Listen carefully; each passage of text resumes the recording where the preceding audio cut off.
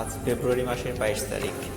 এখন আমরা অবস্থান করছি যশোরে। যশোর থেকে আজকে আমাদের ট্যুর শুরু হবে। গতকাল সকালে আমরা রাজশাহী থেকে রওনা দিয়েছিলাম। এরপরে গতকাল রাতে আমরা এই যশোরে ছিলাম। যশোরে থাকার পরে আজকে সকালে আমরা আমাদের ট্যুরের পঞ্চম দিন শুরু করেছি। এখন আমরা বের হয়েছি যশোর থেকে। আমরা এখন খুলনার উদ্দেশ্যে রওনা দিয়েছি। খুলনা যাওয়ার সময় আমরা সাতক্ষীরা তালা উপজেলা হয়ে খুলনায় চলে যাব। খুলনা যাওয়ার পর সেখান থেকে আমরা বরিশালের উদ্দেশ্যে রওনা দিব। বরিশাল যাওয়ার সময় আমাদের যে জেলাগুলো করবো সেগুলো হচ্ছে বাগেরহাট, পিরোজপুর, ঝালকাঠি। এরপর বরিশাল যাওয়ার পরে সেখান থেকে ট্যুর প্ল্যান অনুযায়ী আজকে রাতে আমাদের কুয়াকাটা থাকার কথা। তো সেক্ষেত্রে আমরা বরিশাল থেকে সরাসরি আজকে আর কুয়াকাটা যাচ্ছি না। আমরা কুয়াকাটা যাওয়ার আগে আমরা ভোলায় চলে যাব। ভোলা হচ্ছে বাংলাদেশের একমাত্র দ্বীপ জেলা, যেটি চারিদিকে পানি বৃষ্টিত হওয়ার কারণে ভোলায় যাওয়ার জন্য আমাদেরকে ফেরি পার হতে হবে।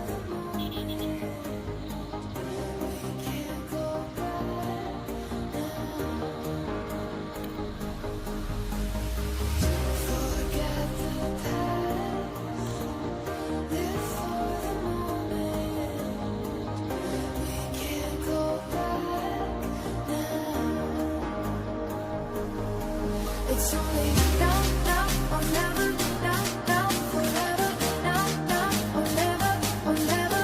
It's only now, now or never, now, now, forever, now, now or never, or never.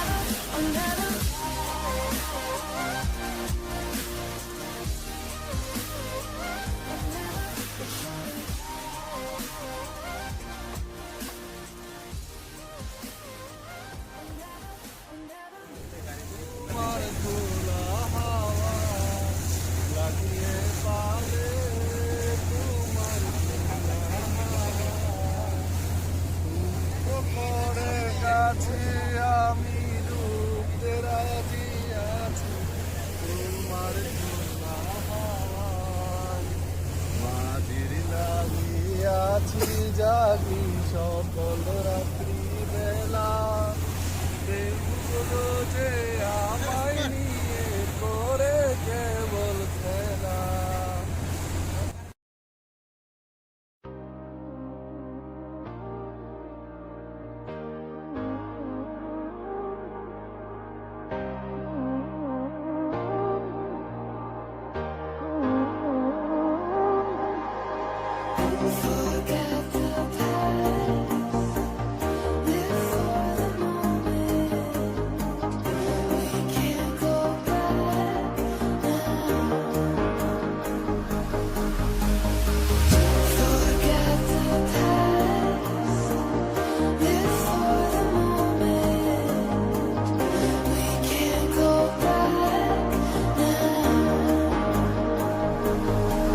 It's only now, now or never, now, now, forever, now, now or never, or never.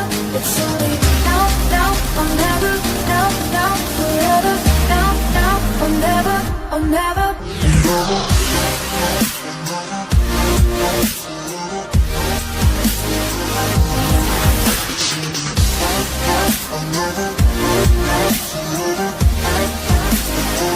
Or never, or never.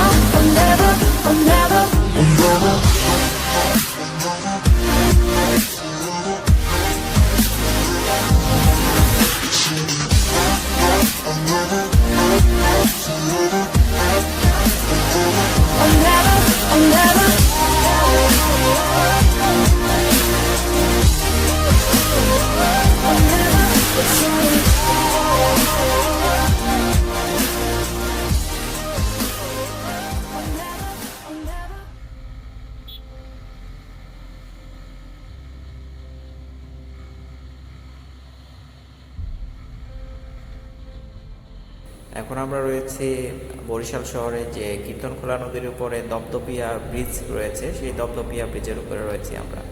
এবং এই ব্রিজটা অনেক সুন্দর, এবং এই ব্রিজটা পার হলেই ওপাশে আমরা যে বরিশাল বিশ্ববিদ্যালয়টা রয়েছে, সেই বরিশাল বিশ্ববিদ্যালয়ের সামনে দিয়ে আমরা ভোলায় চলে যাব।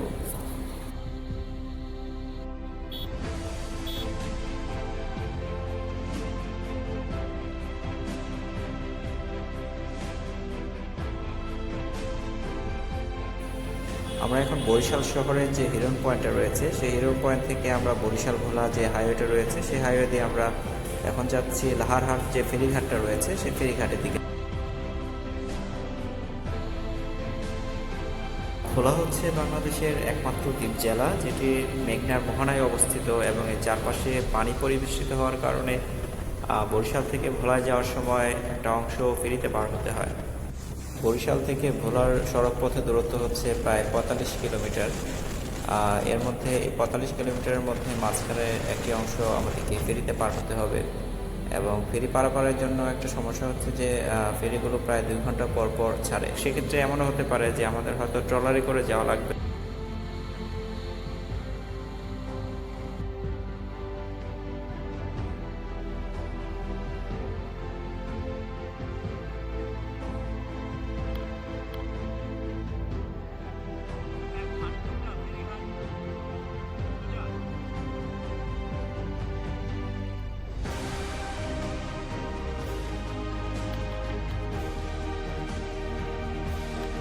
আমরা এখন চলে এসেছি লাহারহাট ফেরিঘাটে, কিন্তু খুব সম্ভবত আমরা আমাদের যে ফেরিটা ধরার কথা ছিল, আমরা মনে হয় সেই ফেরিটা মিস করেছি। এটা কখন যাবে? এটা কখন যাবে?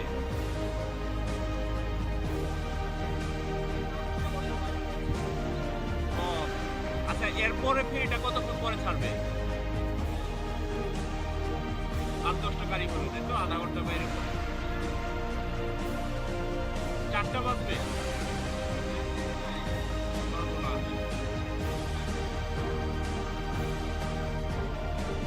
আচ্ছা, ট্রলারে বা অন্য কিছুতে যাওয়া যায়? বাইক দিয়ে যাওয়া যাবে? বাইক দিয়ে ওখান থেকে?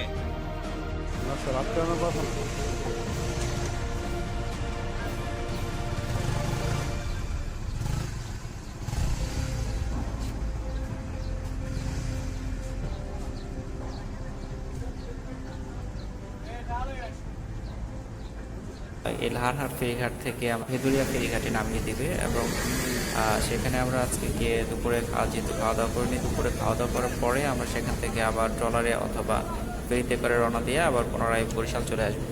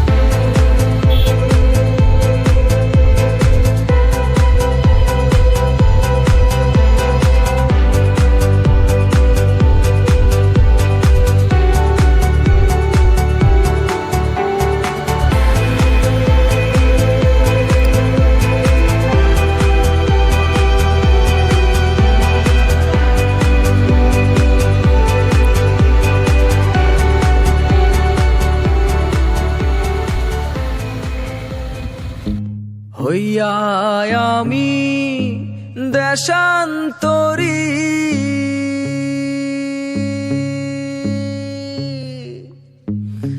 দেশ বিদেশে ভিড়াই তরি রে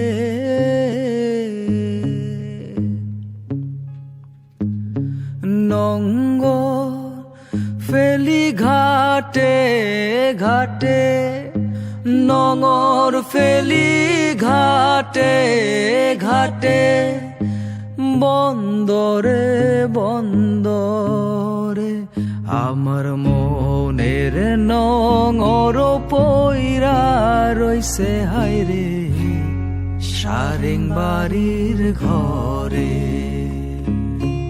ওরে নীল দরিয়া আমায় দে রে দে ছাড়িয়া, বন্দি হইয়া মনোয়া পাখি হায়রে কান্দে রইয়া রইয়া। ওরে নীল দরিয়া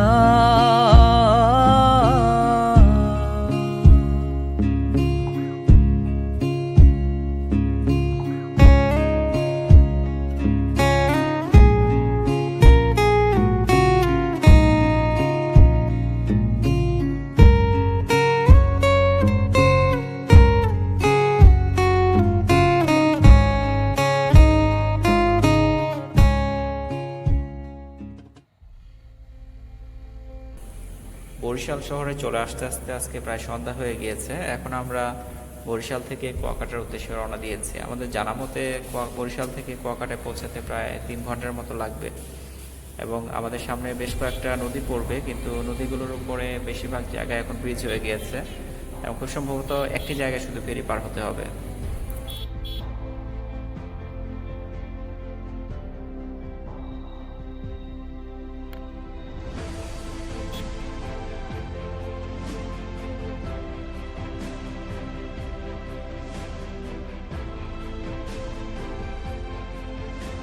বরগুনা জেলার আমতলী উপজেলা হয়ে সেখান থেকে পায়রা বন্দরের পাশ দিয়ে আমরা পটুয়াখালীর কুয়াকাটায় চলে যাব।